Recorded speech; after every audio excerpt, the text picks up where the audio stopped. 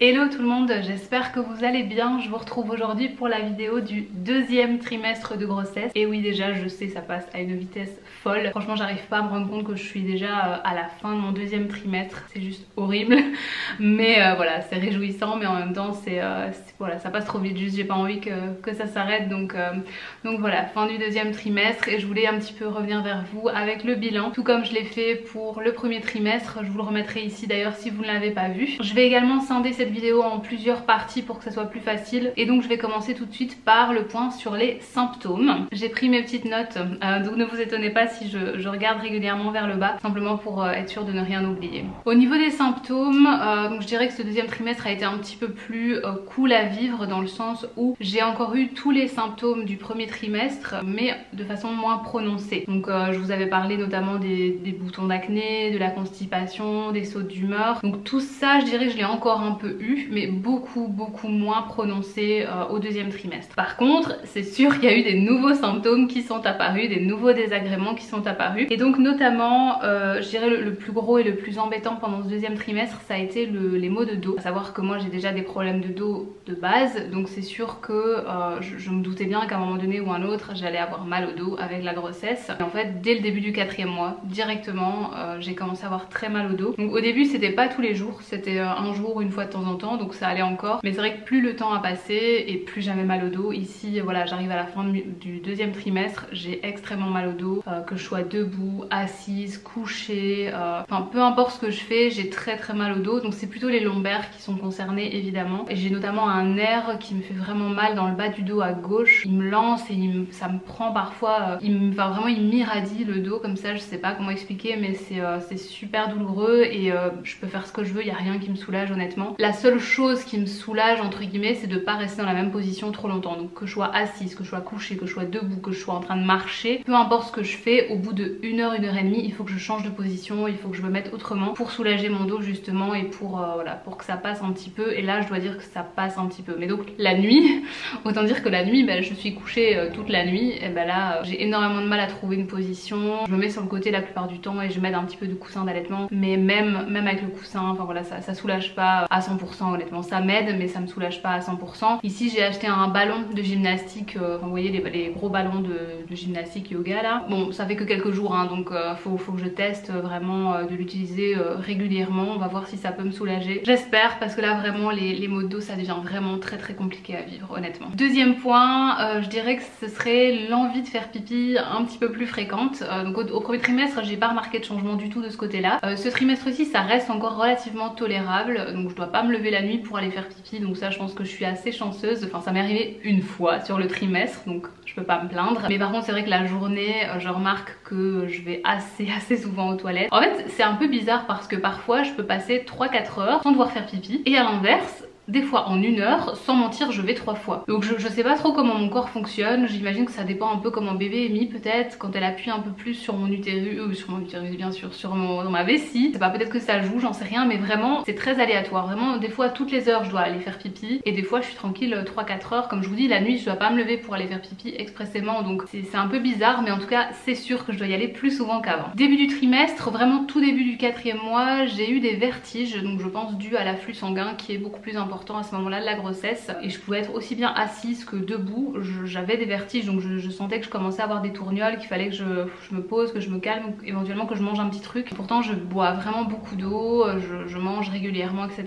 Mais évidemment avec le Covid, avec l'obligation de porter le masque, j'ai remarqué aussi que quand je portais un masque en tissu, vraiment en tissu, plus d'1 demi-heure, tout de suite je manque d'air en fait, et je me sens de nouveau mal, et j'ai de nouveau des vertiges. Donc quand je porte un masque chirurgical ça passe, je le supporte beaucoup plus longtemps, mais c'est vrai que les masques en tissu j'ai beaucoup de mal à les supporter. Alors on dit le cerveau de grossesse, voilà, que les femmes enceintes sont un peu distraites, maladroites, etc. Et c'est vrai que j'avais tendance à pas trop y croire. En fait si. Donc ouais, je suis vraiment à la ramasse. Premier trimestre même chose, j'ai pas remarqué du tout de changement. Ce trimestre-ci ouais, j'ai vraiment été beaucoup plus distraite, beaucoup plus maladroite. Quand je parle, j'ai tendance à beaucoup plus bégayer ou bien chercher mes mots, c'est-à-dire que je veux parler d'un truc et je me souviens plus du mot, enfin je sais plus comment on dit telle chose, enfin vraiment c'est très perturbant, j'ai vraiment le cerveau qui part un peu en cacahuète depuis le début du trimestre, c'est assez, voilà, c'est assez comique. J'ai pas trop l'habitude et c'est vrai que ça me met parfois un peu mal à l'aise, mais bon voilà, rien de dramatique en tout cas, c'est plus marrant qu'autre chose. Dernier symptôme, je dirais que c'est la moins bonne qualité de mon sommeil. Autant au premier trimestre je dormais comme un bébé, j'étais tellement crevée qu'il n'y avait aucun souci, je dormais 8, 9, 10 heures s'il fallait, aucun souci. Au début du trimestre ça allait encore, je dormais bien, mais depuis la moitié, vraiment depuis mes 4 mois et demi de grossesse, je dors vraiment mal. Donc j'ai des bonnes nuits, hein, attention, ça m'arrive encore d'avoir des bonnes nuits de sommeil, mais bon, il a fait fort chaud, puis bah bébé commence à bouger, puis bah avec mes maux de dos je sais pas comment me mettre, et du coup tout ça en fait fait que je me réveille. En général le début de ma nuit se passe bien, donc je m'endors toujours aussi vite, le soir je tombe comme une mouche, il n'y a pas de problème, mais en général au bout de 4h30 du matin, parfois un peu plus tard, 5h, 5h30, ça dépend des jours. Je me réveille et en fait, c'est pas que je sais pas me rendormir, mais je somnole en fait, je dors plus vraiment, je suis à moitié réveillée, je me réveille toutes les demi-heures, je suis assez claquée, mais bon voilà, on fait avec, hein, c'est comme ça. Le point sur les échographies maintenant. Donc tout comme au premier trimestre, j'ai eu 3 échographies ce mois-ci. La première a eu lieu un peu tardivement à vrai dire, j'en ai pas eu au 4e mois, parce que voilà, ça s'est pas fait comme ça. La première que j'ai eue ce trimestre-ci, bah, c'était quand j'étais à 4 mois et demi. Tout va toujours bien de toute façon, un bébé se développe vraiment nickel, bébé va toujours très bien. Mais juste pour vous donner un petit ordre d'idée, donc au niveau des mesures de bébé. Donc quand j'ai été le 11 juin, j'étais à 4 mois et demi, donc bébé faisait environ 21 cm, environ 300 grammes. Mais j'y suis retournée il y a 10 jours, bébé faisait environ 27-28 cm et pesait 627 grammes, précis. Et j'y suis retournée ce matin, il y a eu que 10 jours entre les deux dernières échos, mais c'est parce que c'est tombé comme ça. Aujourd'hui c'était la grosse écho, l'écho morpho vraiment super détaillée. Bébé fait environ 30 cm et pèse environ 740 grammes. Évidemment tout ça c'est des approximations, mais en gros tout ça pour dire et pour résumer que bébé va très bien, bébé grandit bien, se développe bien, et bébé est dans la courbe. Donc là aujourd'hui on lui a posé la question, on lui a demandé si elle savait peut-être déjà nous dire si ça allait être plutôt un gros bébé, un petit bébé. Alors ça reste encore un peu tôt pour le dire, mais elle l'estime dans les 3 kilos à la naissance. Si ça pouvait rester comme ça m'arrangerait. Donc voilà, si bébé suit sa courbe vraiment, il y a possibilité que bébé soit dans les 3 kilos à la naissance, peut-être un peu moins, peut-être un peu plus, mais en tout cas elle est vraiment dans les normes, dans la courbe, dans la moyenne. Donc voilà, c'est un bébé parfait, que voulez-vous. Et alors pour terminer, j'ai mon test de diabète gestationnel dans 2 jours, mercredi ici. J'ai pas de facteur à risque, donc voilà, j'étais un peu étonnée de devoir quand même le faire, mais bon voilà, a priori c'est quasiment systématique, on le fait faire à tout le monde maintenant, ou presque, j'en sais rien. Ça va pas être très agréable, je le sais, mais voilà, c'est à faire, au moins je serai rassurée aussi par rapport à ça, je me fais pas trop d'inquiétude. Au niveau de la prise de poids, donc je vous avais dit au premier trimestre que j'avais pris 1 kg tout juste. Je m'étais fixé comme objectif de plus ou moins prendre 1 kg par mois sur ce 2e trimestre. Même si j'ai pas eu de nausée au premier trimestre, je me suis quand même sentie un peu vaseuse, j'avais un petit peu moins d'appétit d'une manière générale. C'est vrai qu'au 2e trimestre, j'ai regagné un petit peu plus d'appétit, j'ai retrouvé un peu cette envie de sucre que j'avais perdue au premier trimestre. J'ai pas exagéré, j'ai pas eu d'envie vraiment d'envie subite et obsessionnelle, pas du tout. Mais c'est juste que j'ai recommencé à manger beaucoup mieux et un peu plus quand même que ce que j'ai mangé je pense au premier trimestre. J'ai pas pris énormément de poids non plus, donc c'est à dire qu'au 4e mois donc j'ai pris 1,5 kg, donc un petit peu plus que ce que je m'étais fixé, mais bon ça reste correct. 5e mois j'ai pris 1 kg tout juste aussi, donc ça c'était nickel. Ce 6e mois n'est pas encore tout à fait fini, on est le 20 juillet, il me reste encore une grosse semaine avant la fin du 6e mois, mais là quand je me suis pesée vendredi dernier j'avais pris 700 grammes depuis le début du mois, donc je pense que je finirai le 6e mois avec un bon kilo aussi. À mon avis je serai entre 1 kg et 1,5 kg, mais j'aurais pris entre 3,5 kg et 4 kg ce trimestre-ci, et donc je serai à plus 5 kg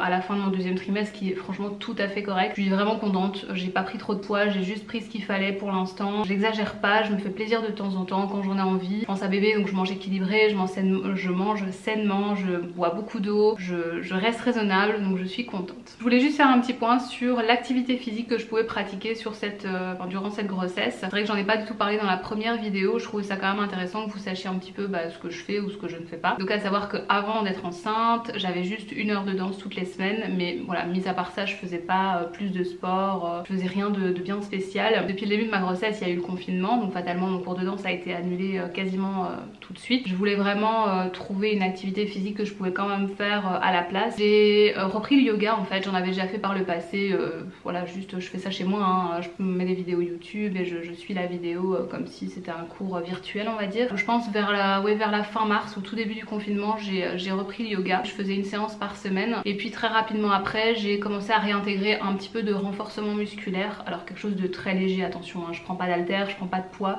je fais juste au poids du corps, des squats et ce genre de choses. Je fais, on va dire, un quart d'heure de renforcement musculaire, je fais environ un quart d'heure, 20 minutes de yoga et puis je termine mes séances par quelques minutes de méditation. Voilà, ça me fait vraiment beaucoup de bien, c'est une séance complète et ça me permet d'avoir une activité physique toutes les semaines. Vraiment, j'y déroge pas depuis le départ, je m'y tiens, je suis super contente. C'est pas toujours évident de se motiver avec la fatigue, puis avec mon mal de dos, etc.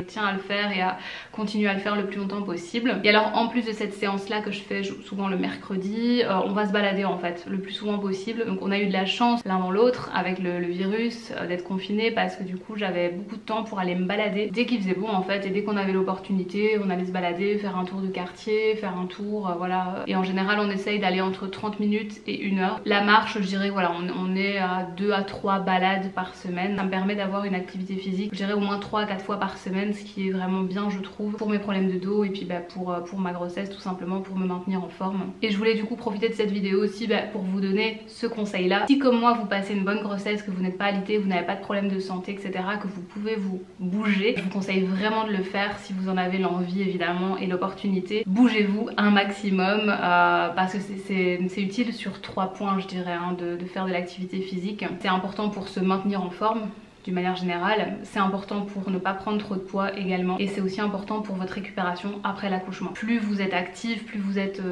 en mouvement, plus vous bougez votre corps, etc., mieux vous le préparez pour l'accouchement, et du coup plus facile aussi vous aurez pour après. Un point que je n'ai pas abordé non plus dans la première vidéo et je trouvais important d'en parler dans cette vidéo aussi, c'est le point sur les peurs, les inquiétudes qu'on peut avoir pendant la grossesse. Je veux dire, même si on passe une bonne grossesse, ça n'empêche pas d'avoir peur, d'être inquiète. Voilà, je pense qu'à partir du moment où ce petit bébé il s'immisce en vous, vous êtes déjà maman et vous pouvez pas vous empêcher de vous inquiéter en fait. C'est vraiment humain et normal. Et du coup je voulais juste partager avec vous un petit peu les peurs que j'ai pu avoir. En général c'est pas fondé, voilà, on s'inquiète pour rien. Il faut qu'on puisse se raisonner, puisse relativiser et se concentrer vraiment sur le positif. Moi c'est ce que j'ai réussi à faire avec beaucoup de pensées positives, beaucoup de méditation, pour ne pas que ça devienne trop négatif et trop intense. N'hésitez pas à vous mettre à une activité qui vous détend, qui vous relaxe et qui vous permet de penser à autre chose et de relativiser beaucoup et de positiver. Voilà, contentez-vous des faits. Mon bébé va bien, je vais bien, tout va bien. Justement, pour en revenir aux peurs,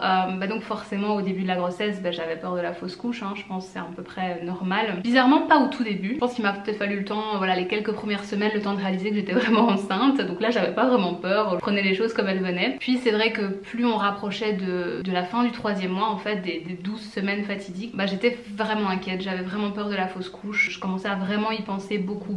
Et il a fallu vraiment attendre l'écho des 3 mois en fait pour me rassurer, voir que mon bébé allait bien finalement et que j'avais passé le cap, le fameux cap, voilà, des 12 semaines ou des 3 mois. J'aurais très bien pu encore faire une fausse couche après, hein. Attention, j'en suis consciente, hein, mais je m'étais mise en tête que si j'arrive aux 12 semaines, je serai contente, si tout va bien, si mon bébé va bien, si je fais pas de fausse couche, etc.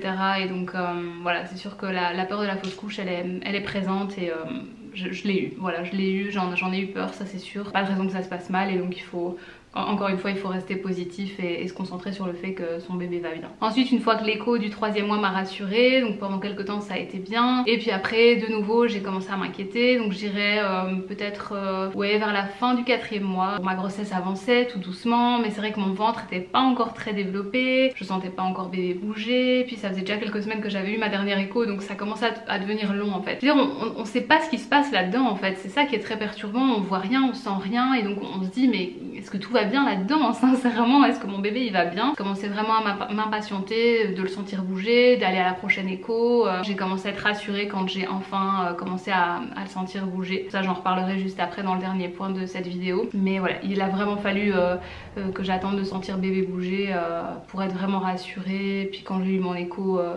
à 4 mois et demi, là forcément j'ai été rassurée également. Et depuis ça va beaucoup mieux. C'est sûr que maintenant forcément comme je la sens bouger, je suis rassurée au quotidien, je la 100, donc je sais qu'elle est bien là, qu'elle va bien a priori. Le début est assez long en fait, je trouve. Les 3 voire 4 premiers mois sont vraiment les plus longs. Là je pense que le temps va défiler jusqu'à la fin, et là par contre je vais plus voir le temps passer, je pense. À chaque étape son lot de surprises, de peur, de joie. C'est comme ça une grossesse. Je termine cette vidéo par le point sur les petites anecdotes ou les petites choses sympas qui se sont passées pendant ce deuxième trimestre. Évidemment la première chose très émouvante et très sympa, ça a été d'apprendre le sexe. Donc je vous avais quitté sur la première vidéo en vous disant que la gynéco avait une idée, mais voilà, c'était encore un petit peu tôt, bébé n'était pas forcément hyper bien mis, etc. Donc j'ai eu les résultats de ma prise de sang oui, vers 3 mois et demi en fait, et donc la gynéco m'a confirmé son idée, donc c'est bien une fille. Je garde le prénom pour nous, je vous le dévoilerai probablement quand bébé sera là. Le deuxième trimestre, c'est aussi le trimestre où on peut se permettre enfin de préparer pas mal de choses, d'avancer dans les préparatifs. Tout d'abord on l'a inscrite à la crèche parce qu'évidemment les temps d'attente sont très longs et c'est compliqué d'avoir une place. Ensuite on a, je pense, préparé la liste de naissance, hein, voilà, pour les proches, pour la famille. Préparer la chambre également évidemment, donc à la base on n'allait pas forcément la préparer aussitôt dans la grossesse parce que j'étais à 4 mois et demi quand on a fait la chambre. Vers mes 4 mois et demi de grossesse on était en congé tous les deux, on devait de base partir à Rhodes. Évidemment avec le Covid ça a été annulé, donc on s'est dit bah voilà c'est parfait, on a 2 semaines et demie pour avancer sur la chambre. Également les premiers achats, hein, voilà, j'ai profité aussi de mes congés pour commencer à acheter les premiers petits vêtements pour bébé. Alors évidemment le deuxième événement marquant de ce trimestre, ça a été de sentir bébé bouger pour la première fois. De toute cette grossesse je crois que c'est sans aucun doute ce que je préfère, c'était la sentir bouger du matin au soir et du soir au matin, parce que j'ai un bébé super actif. Franchement je suis vraiment super étonnée à chaque fois à quel point ça bouge là-dedans. Je m'attendais pas à ça en fait, je pense que j'étais assez surprise par moment. Pour ma part j'ai commencé à sentir bébé bouger à 18 plus 4 précisément. Je me rappelle très bien du jour en question. Pour la petite anecdote, on était en train de regarder Harry Potter, on était posé devant la télé avec mon homme, et en fait ce qui est très étrange, normalement on dit que la maman commence à sentir voilà des légers mouvements, bon ça dure 2-3 semaines et puis seulement le papa peut commencer à sentir les mouvements. Et bien en fait ce jour-là,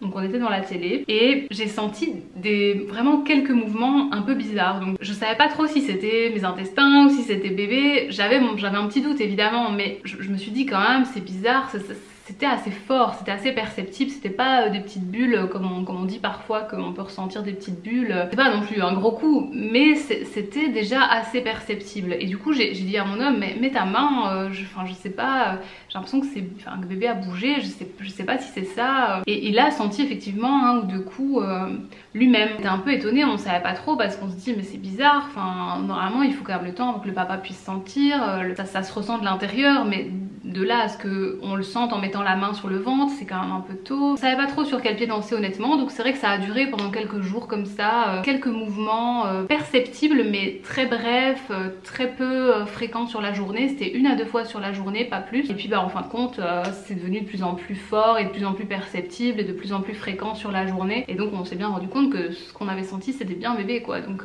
c'était assez impressionnant. Je sais pas si c'est peut-être le fait que je sois assez mince que du coup ça se ressent plus. Depuis le début du 6e mois, là c'est vraiment devenu beaucoup plus vigoureux. Vraiment je suis même parfois étonnée à quel point elle bouge. Hier soir et ce matin elle m'a... Punaise, elle m'a retourné le ventre, c'est impressionnant. Elle s'arrêtait plus en fait, parce que souvent elle bouge un peu, puis pendant quelques minutes elle bouge plus, puis elle rebouge encore, puis... Donc il y a des petits moments d'arrêt comme ça, mais là hier soir c'était du non-stop pendant 1 demi-heure. Elle n'arrêtait pas de bouger et j'étais au lit, je voulais dormir.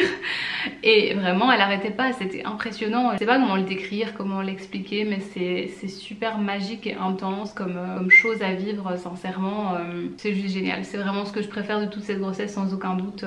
C'est sentir le bébé bouger. Je pense que beaucoup de femmes sont d'accord avec moi. Ça rassure et puis ça rend vraiment les choses beaucoup plus concrètes. Donc je vais terminer cette vidéo par vous montrer mon petit bidou, hein. Donc j'ai terminé la vidéo du premier trimestre en vous montrant mon bidou. Bah franchement il y avait rien. C'est vrai que quand j'y repense je me dis mais mon dieu, en 3 mois l'évolution, enfin vous allez voir voilà la différence si vous regardez la vidéo du premier trimestre et si vous regardez mon ventre maintenant. Franchement mais ça a tellement évolué sur les 3 derniers mois, c'est impressionnant. Donc justement je voulais juste rajouter un petit point par rapport à ça, c'est que je suis assez mince, c'est mon premier bébé, donc c'est vrai que mon ventre a mis un temps fou à sortir quoi, vraiment à gérer. En fait c'est vraiment au 6e mois, donc ce mois-ci, que vraiment mon ventre a commencé à se voir. Quand je mettais des vêtements moulants ça se voyait déjà un petit peu avant, donc au 5e mois ça se voyait déjà quand je mettais vraiment un vêtement moulant. Donc jusqu'à la fin du 3e mois je pouvais encore mettre tous mes vêtements d'avant grossesse. Au 4e mois, bah, j'ai commencé à mettre des pantalons voilà, de grossesse pour être un petit peu plus à l'aise, etc.